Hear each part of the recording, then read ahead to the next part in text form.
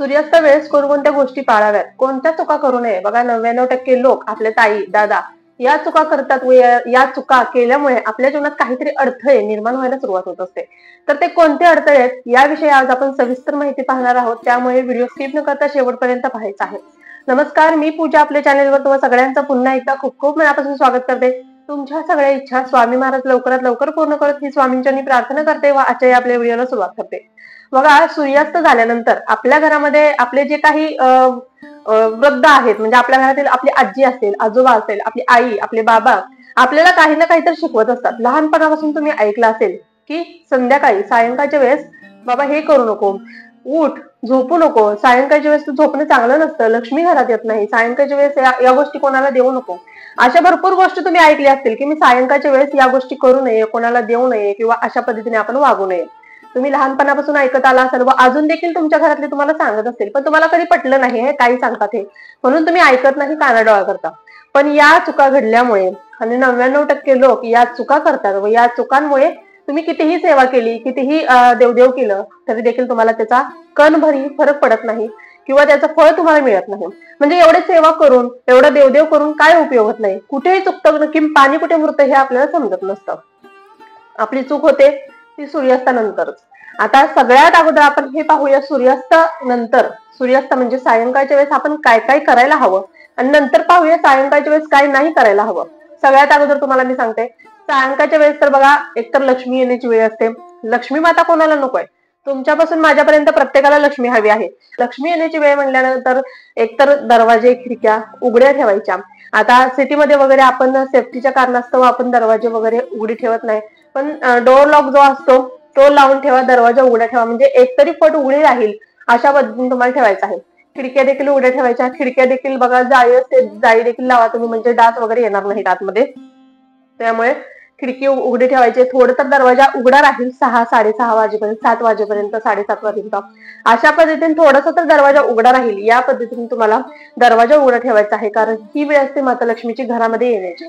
आणि माता लक्ष्मी अशाच घरात जाते ज्या घरामध्ये प्रसन्नता असते, ज्या घरामध्ये भांडण तंटे कलह होत नाहीत, ज्या घरामध्ये बघा एक प्रकारे या टायमिंगला तुमच्या घरामध्ये रोषणाई असते, अशा घरामध्ये माता लक्ष्मी लवकर आकर्षित होत असते. म्हणजे सायंकाळच्या वेळेस तुम्हाला सायंकाळ झाले की पहिला तर आपण दिवाबत्ती करायची आहे. देवासमोर आपल्याला दिवा लावायचा आहे. दिवा लावल्यानंतर तुम्हाला धूप दीप अगरबत्ती लावायची आहे आणि तुमचा जो मुख्य द्वार आहे तिथे तुम्हाला एक छोटीशी पंथी लावायची आहे. रोज लावा. बघा, तुम्हाला थोड्या दिवसातच त्याचे वेगळे परिणाम दिसून यायला सुरुवात होतील. कारण ज्या वेळेस आपण हा दिवा लावायला सुरुवात करतो मुख्य प्रवेशद्वारावरती, तर त्या वेळेसपासून, त्या दिवसापासून माता लक्ष्मी आपल्या घराकडे आकर्षित होत असते. म्हणजे एक प्रकारे तो प्रकाश जो पडलेला असतो आपल्या मुख्य दरवाजावरती, तो प्रकाश माता लक्ष्मीला आकर्षित करत असतो व माता लक्ष्मी आवर्जून खेचली जाते आपल्या घराकडे. त्यामुळे तुम्ही आवर्जून दरवाजामध्ये तुम्हाला दिवा लावायचा आहे. तुळशी वृंदावन जर तुमच्या दरवाजा समोरच असेल तर तुळशी वृंदावनाचा तुळशी समोर जरी दिवा लावला तरी देखील चालणार आहे. संध्याकाळच्या वेळेस तुळशी समोर आवर्जून दिवा लावा आणि तुळशीच्या झाडाला स्पर्श होणार नाही एवढी खात्री घ्यायची आहे, कारण सकाळच्या वेळेस आपण तिची पूजा करत असतो. सायंकाळच्या वेळेस तिला स्पर्श होणार नाही एवढी काळजी तुम्हाला फक्त घ्यायची आहे. आणि तुम्हाला तिथे एक दिवा लावायचा आहे. मुख्य प्रवेशद्वारावर जवळ लावा किंवा तुळशी जवळ लावा, पण एक दिवा तुम्हाला आवर्जून तुमच्या दारासमोर लावायचाच आहे. यामुळे दुसरं काही नाही, माता लक्ष्मी तुमच्या घरामध्ये येणार आहे. संध्याकाळच्या वेळेस जसं की मी तुम्हाला सांगितलं, देवासमोर दिवे लावायचे आहेत. देवासमोर दिवा लावल्यानंतर धूप दीप अगरबत्ती लावायची आहे व तुम्हाला जास्त करून बघा 7-7:30 पर्यंत, तरी 6 वाजल्यापासून तुम्हाला आपले घरातले जेवढे रूम्स आहेत, एक रूम असो, 2 रूम असो किंवा मोठं घर असो, सगळ्या लाईट्स तुम्हाला चालू ठेवायच्या आहेत. का? कारण आपल्या घरामध्ये जितका जास्त प्रकाश असेल तितकी जास्त माता लक्ष्मी आपल्या घरामध्ये खेचली जाणार आहे. बघा, अंधार कशाला? अंधार ठेवायचा नाही घरात. अंधार हा अलक्ष्मीला घरामध्ये आणत असतो.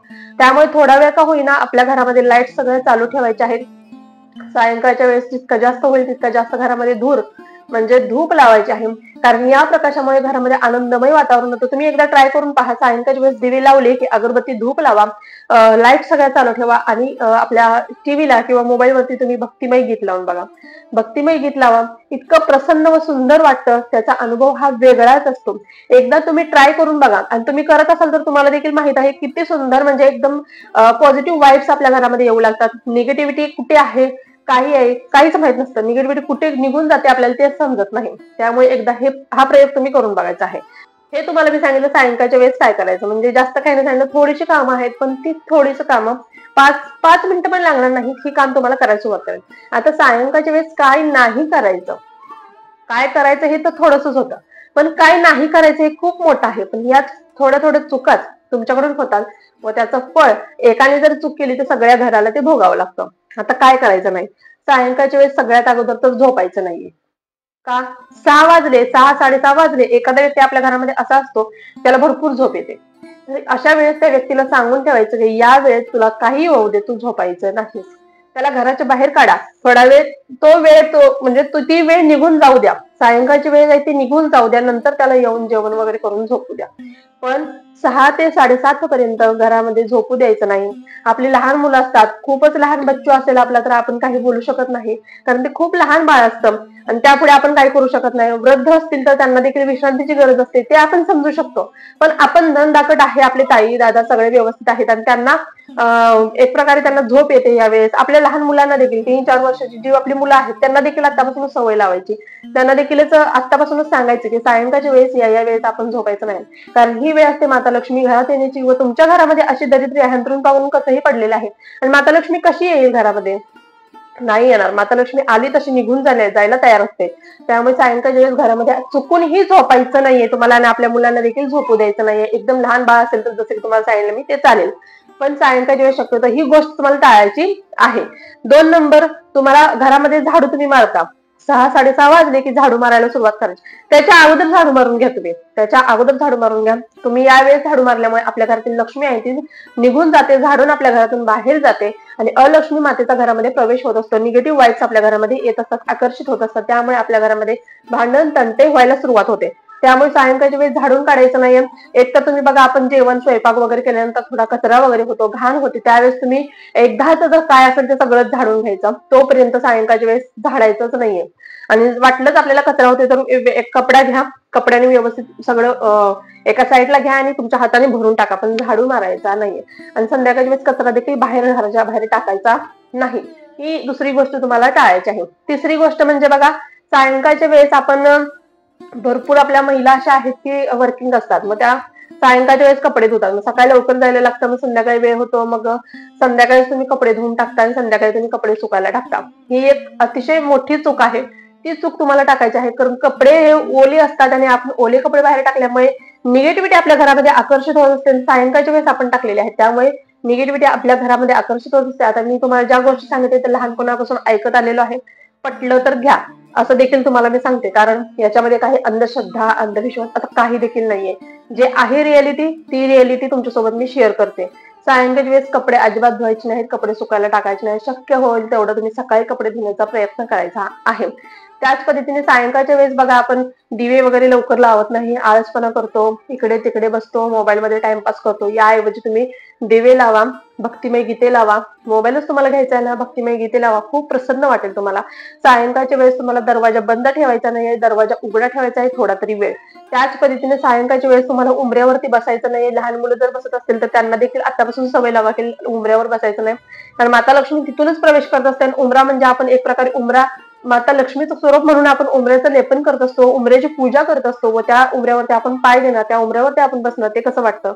त्यामुळे लहान आत्तापासूनच आपल्या मुलांना देखील आपण देखील सवय लावून घ्यायची की आपण मुलांना किंवा आपण स्वतः उंबऱ्यावरती बसायचं नाही किंवा उंबऱ्याच्या बाहेर देखील बसायचं नाही. आता सिटीमध्ये शक्यतो बसत नाहीत कोण, आणि जरी बसलेत, जरी मोकळं वातावरण असेल तर त्या वेळेमध्ये रस्ता अडवून तुम्ही बसू नका.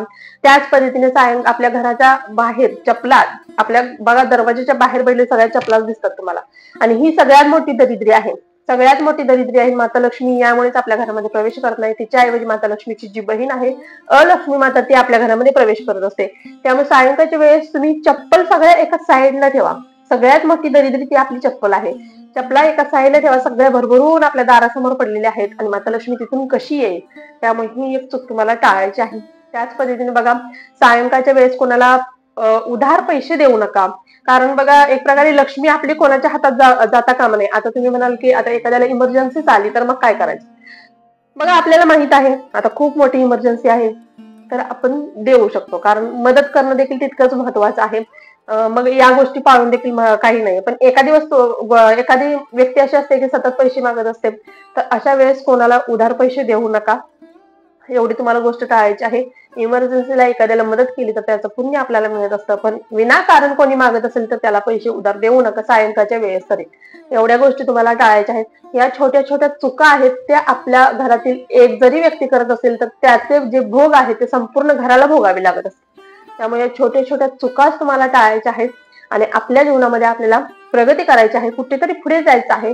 जितक्या जास्त होतील तितक्या पॉझिटिव्ह वाईब्स आपल्या घरामध्ये आणण्याचा प्रयत्न करायचा आहे. निगेटिव्हिटी कुठे बाहेर जाईल, कशी बाहेर जाईल याचा विचार करायचा आहे. त्यामुळे पटलं तर घ्या, आवर्जून घ्या आणि या गोष्टी अंमलात आणा. एवढंच तुम्हाला सांगेन. तुम्हाला खूप सुंदर, खूप छोट्या पण खूप महत्वाच्या अशा गोष्टी काही सांगितलेल्या आहेत. अंमलात आणण्याचा नक्कीच प्रयत्न करा. व्हिडिओ आवडला असल्यास व्हिडिओला लाईक करा, शेअर करा, सबस्क्राईब करा. पुन्हा एकदा भेटू अशाच एका नवीन व्हिडिओ सोबत. तोपर्यंत झालेली सेवा स्वामींच्या रुजू करते. श्री स्वामी समर्थ. धन्यवाद.